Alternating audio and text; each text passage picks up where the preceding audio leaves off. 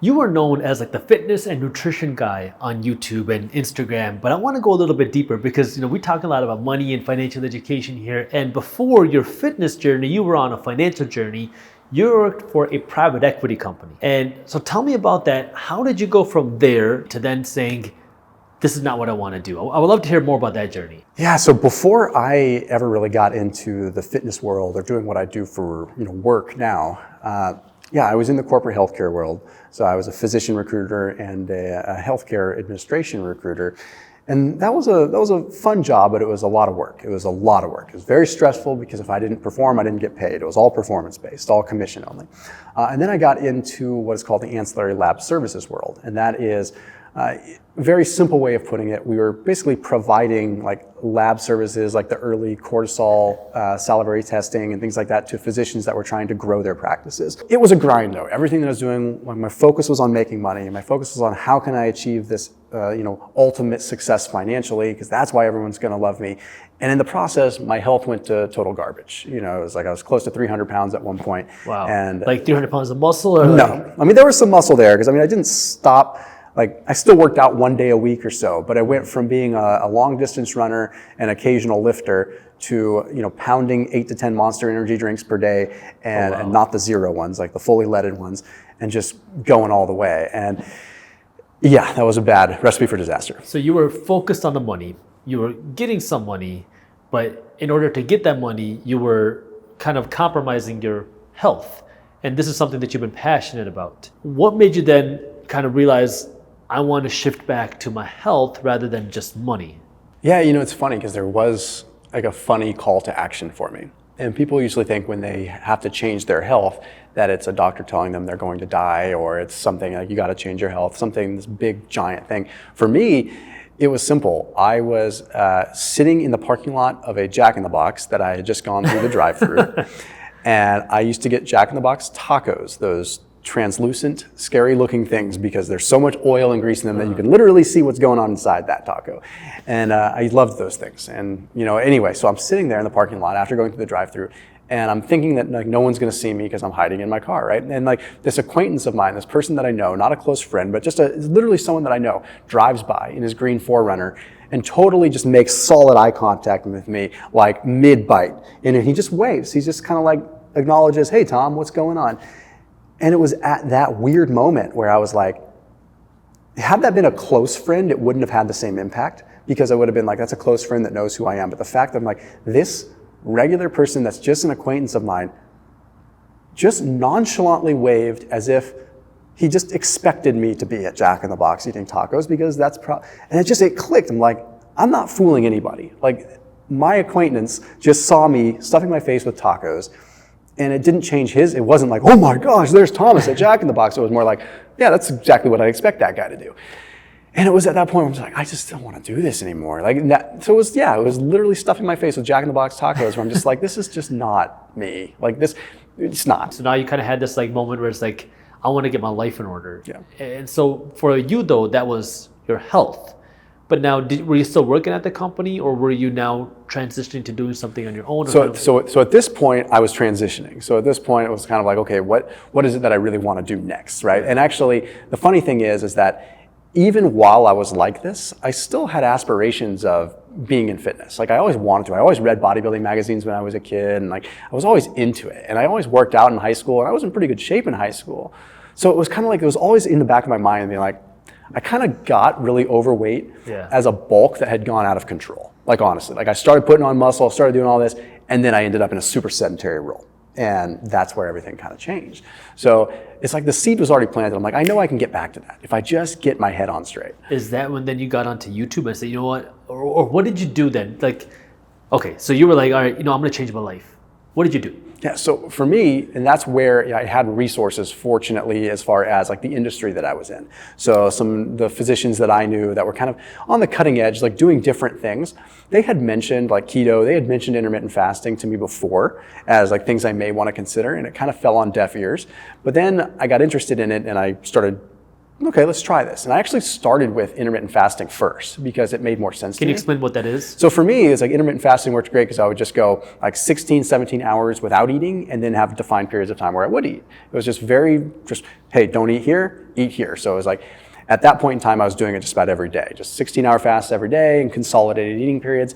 And I lost like 50 pounds just doing that really quick. So you ate like between, let's just say noon and 8 p.m., and then from 8 p.m. or so to noon, you just wouldn't eat. Yeah, pretty much. Yeah, I mean, and it had some flexibility to it. Like I wasn't like super strict on specific times. And just by the sheer nature of caloric restriction with that, I lost weight, right? I started falling off. And then I kind of got introduced into keto. I'm like, this works too. Added keto into the mix. And it just worked really well for me overall for weight loss. Then I realized like, okay, this is cool. Like I've lost weight. Now let's see how far I can take this. Like I'm a very one-track mind person. So I'm like, I am going to take this all the way. And I told my wife, I'm like, I'm gonna try to get on the covers of some magazines. And my wife's always been my biggest cheerleader. She kind of laughed at me and she's like, you're such a dork. She's like, but you'll do it. Like it's not like, she's like, you do whatever you put your mind to. Like you're young and you already have a decent level of success, like whatever. So I'm like, okay, I'm gonna go for it. So within 6 months, I landed my first magazine cover after that. Wow. So I got my weight down and yeah. So because of that, I got this mainstream media exposure just because of the magazine covers, but as you know, it all matters like what you do with it. So I kind of took those and I put them on social media and I kind of talked about my story a little bit, just being like, yeah, I went from kind of corporate grind to this and like, yeah, and it just kind of caught fire. I think my story just resonated with people. And how, like, during those 6 months now, so that you're trying to change your physical like look, how like, so you change your diet, but like, were you spending 10 hours in the gym or what did you do to change then your physique? Because you went from 300 pounds to like what in those 6 months? Yeah, I mean, when I was doing a lot of the magazine covers and stuff like that, I was probably around 200-ish, maybe 195, 200. But how fast did you go from 300 to 200? A little under 2 years. So it took you 2 years. You lost, 100 pounds is a lot of weight. Yeah. What were you doing in the gym to hit that? Yeah, so fortunately, I wish I could make it sound easy for everybody, but fortunately, I had a little bit of an athletic background, so I knew how to lift. Okay, like even when I was overweight, I was still going to the gym 1 day a week. I just convinced myself that I was a power lifter and that I could get away with just like lifting a couple heavy things and then going back to sitting down. Yeah. So it's kind of funny. So I had a decent amount of what we kind of call in the industry as clay mass, right? Just like you got this clay mass underneath. Like I had good muscle. Like if you look at pictures of me when I was overweight, like you can tell I was still a built guy. I kind of looked like a lineman. It looked like, okay, this guy works out, but he's just like, he probably plays football or something, right? So I was never like overly sloppy, and so I just want to make sure I'm honest with people so that they don't get like completely discouraged. I had a little bit of a background in that, but then when it came down to working out after the fact, no, I didn't put ridiculous amounts of time in the gym. I don't think I ever was spending more than an hour and a half at the most. Like and that was on days when I was doing like a lot of cardio with it too. And I enjoy working out. Like I would like to be in the gym longer, but I also have the attention span of a gnat sometimes. And I'm like, I just want to get on to the next thing. I want to get moving. So I'd say, yeah, on average, it was like an hour, 6 days a week. So it's interesting because there's a few things that I want to go over because for one, like I feel like, and I know you and I have talked about this before, that there's a lot of similarities between like the financial discipline mentally and the physical discipline in your fitness, because from what I've seen, like they kind of go hand in hand where it's like, okay, I have the discipline to delayed gratification in my money. I'm going to not spend my money on the nice things today so I have money to invest. Likewise, when it comes to my diet, I'm going to say no to the cookie today. That way I could eat the strawberry, something healthier. And then I'm going to put in the work to go to the gym. And then like you, I kind of fell in love with it where I'm like, I love working out. So it kind of became nice where my gym was my outlet. Like I don't drink, I don't go partying. Instead, I go to the gym. If my friends want to hang out with me, let's go hang out in the gym. So it's like kind of building that healthy habit. But do you feel like it was kind of the same for you on the fitness side and the financial side of like the discipline? Or I guess talk to me about that. Yeah, 100%. And I've talked about this even on my channel where like that same harnessing of discipline that it takes to like change your life from a physical standpoint is the same discipline that applies to finance and applies to your work ethic and applies to your relationships. And it's like your brain doesn't know the difference between these different avenues of discipline. And once I would get focused on nutrition, for me, that was and still is the major floodgate. If I ever feel like my nutrition is just off, other things in my life fall apart. And that happens to this day. And I think that we all have different mentalities surrounding this, but there's a large percentage of us, I believe, that are wired directly with, like, we face nutrition every day. We face nutrition decisions multiple times per day. So there is no better way to refine, maybe outside of breathwork practice, no better way to harness and refine your discipline than by having discipline with food, because you are constantly faced with it and bombarded it. So you're just like able to make these minute little adjustments throughout the day that acts as like a constant reminder and a constant practice. So you do harness that discipline and you get to practice it. Whereas if you're making a financial investment, maybe you have to make that discipline like with the paycheck or every other week when you get a paycheck, or you have to harness that discipline when you go to the store to refrain from spending.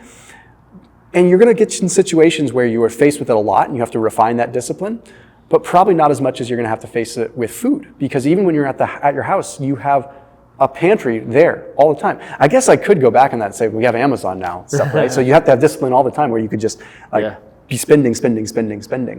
So in a lot of ways, it's probably similar. So what's interesting is, I talk a lot about how the financial education, it really bothers me about it is like, we were never taught this stuff in school. And I kind of feel the same way about nutrition and just physical health specifically, because I never felt like I learned much about it. And now kind of like, as I'm trying to see how I optimize my work, how I can be the most efficient as possible, I'm realizing, things like my diet and my sleep make a big difference. Like one thing that I recently started doing, which is like really recent, was I stopped eating lunch. And part of it was I felt like I gained some weight, I wanted to lose some weight. But second, I realized that for me, when I ate lunch, I would get kind of tired after lunch. And so, I would eat lunch, then I would want to drink some tea or something because like I'm getting a little sleepy. But then I was like, if I don't eat lunch, I'm really not getting that hungry. It doesn't really bother me. And I don't feel that same tiredness. So I can save a little bit of time and I can keep going. So what are some things that somebody can do who wants to perform better? Like, because a lot of my audience these are people who are wanting to succeed financially in life. If you want to perform better, like what are some things that you can do? Obviously working out is a good one, but what about on the diet side? First, open that with it. The exercise thing, it's underrated in terms of what it does for your brain, like the decision making, everything like that. Well, so what does it do? I guess. Obviously you have more cerebral blood flow. You have reductions in inflammation, so neuroinflammation, a huge impact on just your decision making. Cognitive decline. There are multiple studies that demonstrate that like exercise staves off cognitive decline. So it's kind of funny. I just filmed a video today. It's so funny we call people meatheads, right? They're in the gym, they're just a meathead. Yeah. Well, they probably quite literally are more meatheads. Like you have more gray matter, more white matter when you exercise and you stave off cognitive decline. Not to say that like more gray matter necessarily means better financial decisions. Can you tell me what that is? What is gray matter? So gray matter, so you've got gray matter and you've got like white matter density. So you've got gray matter, which is like the large bulk of the volume of your brain, and then you've got white matter, which kind of like separates areas of the brain and it's kind of like marbled into your brain. And you want white matter density, and you want more dendrite density and more proteins in that dendrite, which actually receives a signal. So when you're looking at cognitive function, and I'm not a neuroscientist, but I know enough to understand, I know enough to be dangerous, let's just put it that way. But with that, that means, okay, less brain fog, more ability to think clear, and more ability to make better decisions, and better spatial memory, better working memory, better learning capacity, more free prefrontal cortex volume, less atrophy in the prefrontal cortex region of the brain in people that do intense exercise. And the prefrontal cortex is your logic. That is your logic, that is a lot of your executive function and your proper decision making. So if you have, this is purely colloquial and purely hypothetical, but like if you were to have a severely atrophied prefrontal cortex, you would arguably have less logic, right? That's what makes us as a modern species unique and different compared to even like monkeys and things like that, right? We have this prefrontal cortex that allows us to think logically and critically. And arguably, things are definitely involved in investments and financial decisions. So are you saying that the more you work out, the more logical that you can think? Is that kind of like am I deducing that the right way? That's a simple, very simple, like filtered way to put it. Especially if you expose yourself to intense exercise now and then, like that is, and I would usually say like 3 times per week or so, that can improve cognitive performance and most certainly stave off cognitive decline. Interesting. And then on the diet side, what are, like, 'cause I know you talk about a lot of different foods, foods that can improve your brain function. Because I know, like, even myself, I have found myself, like, I have a lot of things going on. So I might be doing something else, thinking about other things. And I'm like, I want to keep myself focused and sharp.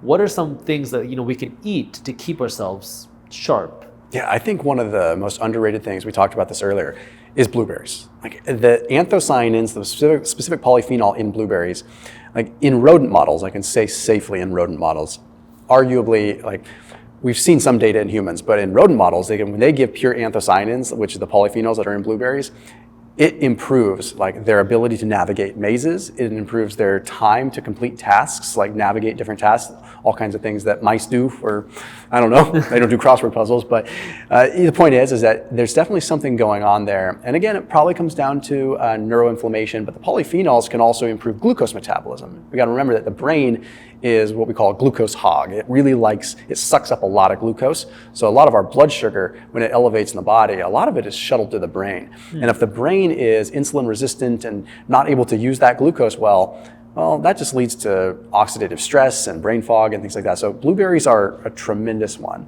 So I recommend that's something that maybe it's anecdotal, but even if I have like a small handful of good quality organic blueberries, there's not a lot of sugar in them, and I feel like I get a pretty instant brain hit. It's much better than reaching for like a Snickers or something like that. So blueberries, and then one of the things you were saying about blueberries is that you feel like you kind of get the hit of like, you feel like you can think better, or what was that?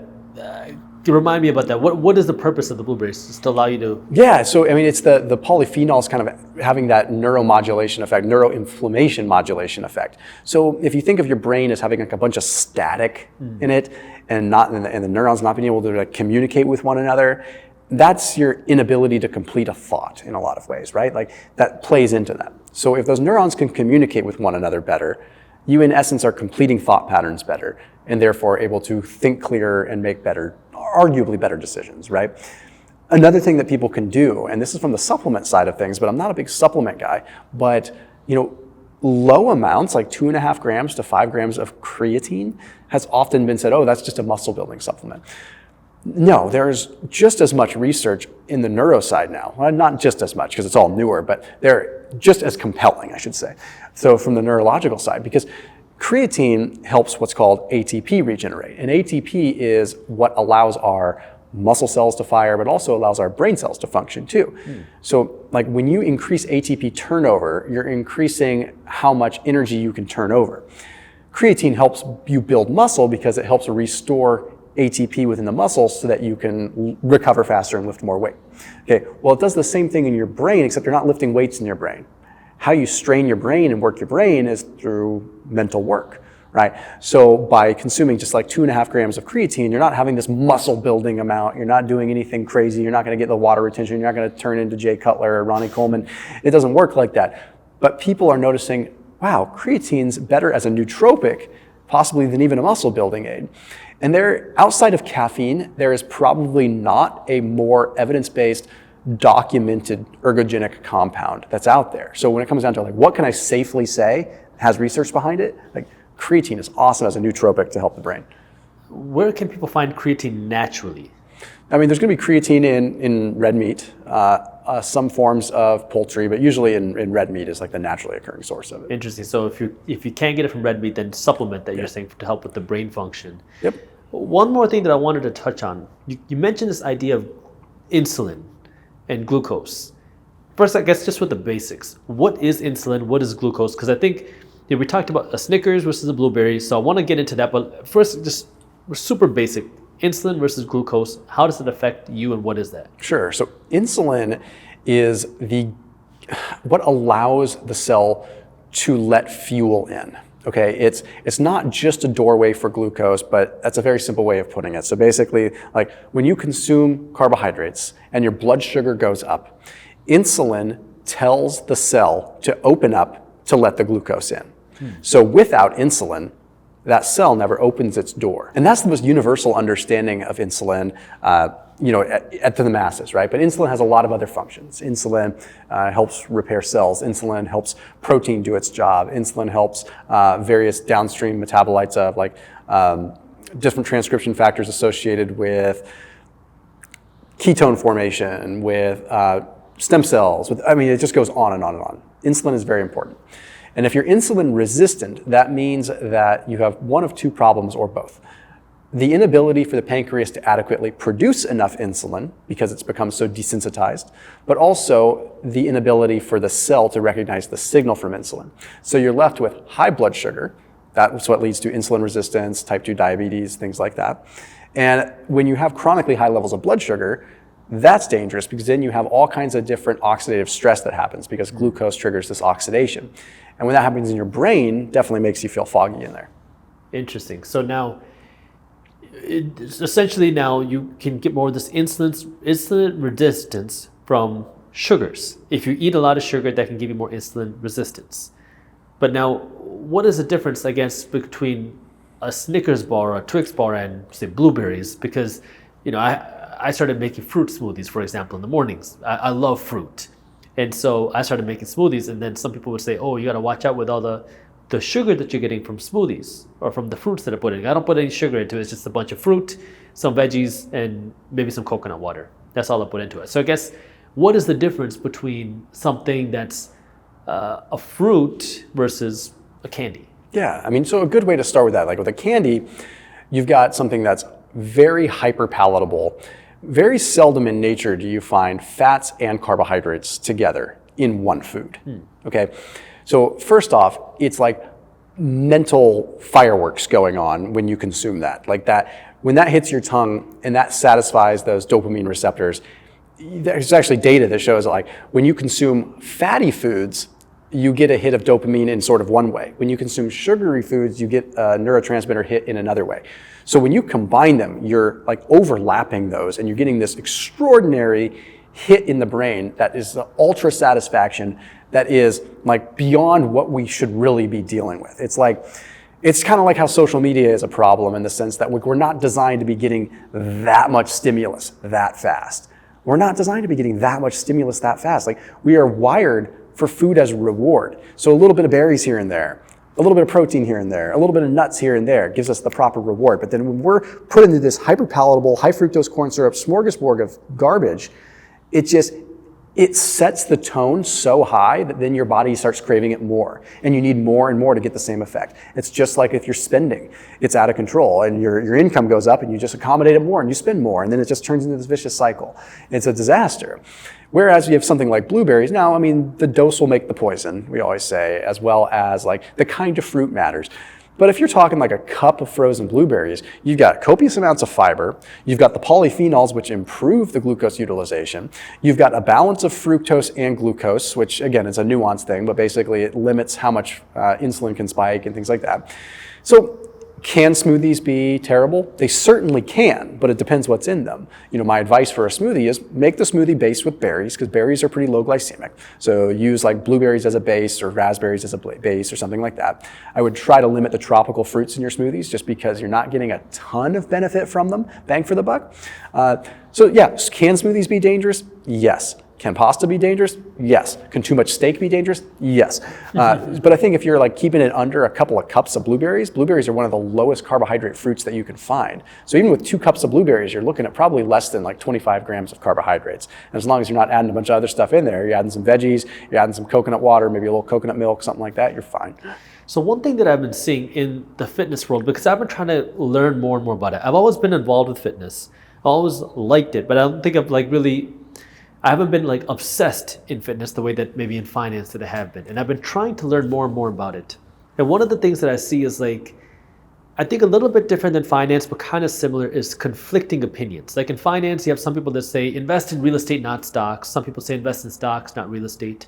In the fitness world, if we focus on the nutrition side, some people say like fats are good, others fats are bad, others, different things. So like, how now does somebody who's like, I want to be more fit, I want to optimize more nutrition, I want to be sharper thinker, how do I find the good and bad? Because now there's two people both have strong followings who make strong claims. How do I know it's good? Yeah. There's a lot of emotional attachment and investment in people's ways of thinking with nutrition, and it leads to very dogmatic behavior, and it leads to a lot of tribalism. And with food, a lot of times it starts from the top down, where it's if someone eats a certain way and they lose a bunch of weight and they change their life because of that, they want to preach it from the mountaintops, and they want to preach it like it's the only way because it worked for them. Mm-hmm. And they have sincere passion when they talk about that because it worked for them. And unfortunately, that passion becomes very contagious. So then you get these people that hear that and they want to try it. And maybe it works for them or not, but with social media, this game of telephone happens so fast. So it's okay, well, Sally did keto and lost 100 pounds. So she's that's the only thing that worked for me. And that very well could have been the only thing that worked for her. Yeah. Maybe just other things just didn't click with her for whatever reason. So then you get this crazy tribalism. But with fitness and nutrition, you also have a lot of egos. I'm sure there's egos in finance. Obviously, we see it all the time with, who's got the shinier car, who's got this and that. Yeah. But fitness is a very ego-driven world with a relatively low barrier to entry. So you get people that they get in shape, but they have no experience communicating with people, and they have no scientific rigor whatsoever. And if they get in shape, it's I am alpha, I am king, I can talk about whatever I want, and because I look a certain way, it's gonna fly. So there's this vanity aspect that casts a veil over true thought, true research, and true scrutiny over what should be said. And you see that in the communities all the time. So it's how do you know what is good and what is not? And the bottom line is that you can do things and take little bits of information from each person. People get attached to one icon on social media because they resonate with them, but you resonate with a two-dimensional version of them, with one thing they said, and then you grasp onto the rest of what they're saying as the gospel. And then you go another direction. And so what I suggest for people is you don't have to follow one person. Be I like Thomas for his content surrounding intermittent fasting, but I also like Lane Norton for his content on protein, even though they have conflicting views on other things. Oh, and I like this person for their views on fat metabolism. And you arm yourself with that knowledge and multiple tools in your toolbox, and you apply what works for you. And you have to kind of have the education there to build your own piece. And it's kind of like with you. It's people might say, oh, I really like what Jaspreet has to say about investing here or in the real estate side. But I really like what, I don't know, Grant Cardone has to say about this. Maybe that's a bad example, but, so a completely different direction. Or, Ramsey says this and that. Okay, maybe you get little bits of nuggets from each piece, but you don't need to subscribe to someone's way of thinking 100%. I like that. So now, to kind of wrap this up, if somebody is watching this saying, you know what, I've been focused on my financial journey. I want to be better holistically. What would you say are the top 3 things that somebody can do with the least, I don't want to say the least effort, but I guess kind of the lower effort that somebody can do while I'm busy working, I'm busy trying to fix my financial life? What are the 3 most important things that somebody can do on their health side to take care of their health while also working on their financial health? Okay, I'll start from the top down. Okay, change how the grocery shopping is done. If it's not working right now, change it. I don't care how you change it, but change it. I can give some tips, but if it's currently your wife doing the shopping and it's not working, take the bull by the horns and volunteer to do the grocery shopping for a couple weeks, even if it's not the best use of time, okay? Something needs to change if the food in your house is not the kind of food that you want, because that is what's accessible to you for the most part. So as much as you might like your wife going and doing the grocery shopping, you might need to take that hour once a week and you take control of it.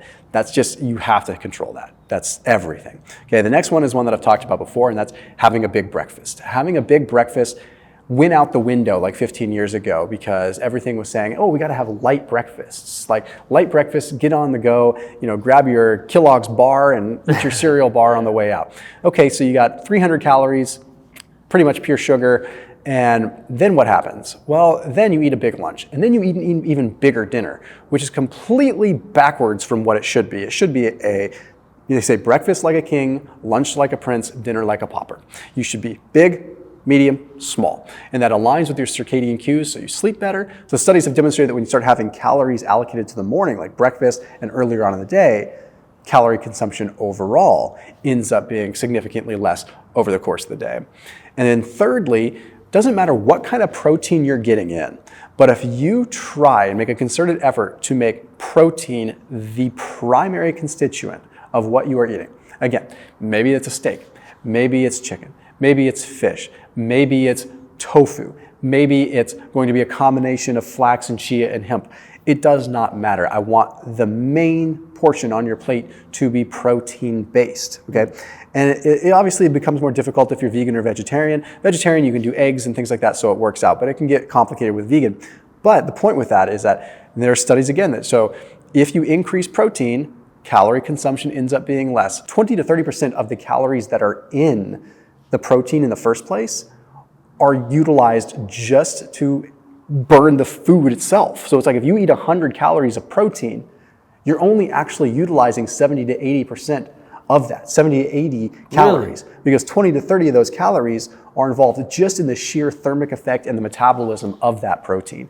So it's like free calorie, that's free food. That's food that doesn't count towards your calories, and it ends up helping your satiety, so you don't want to eat as much throughout the day too. Very interesting, man. Well, thank you for we don't typically do health stuff.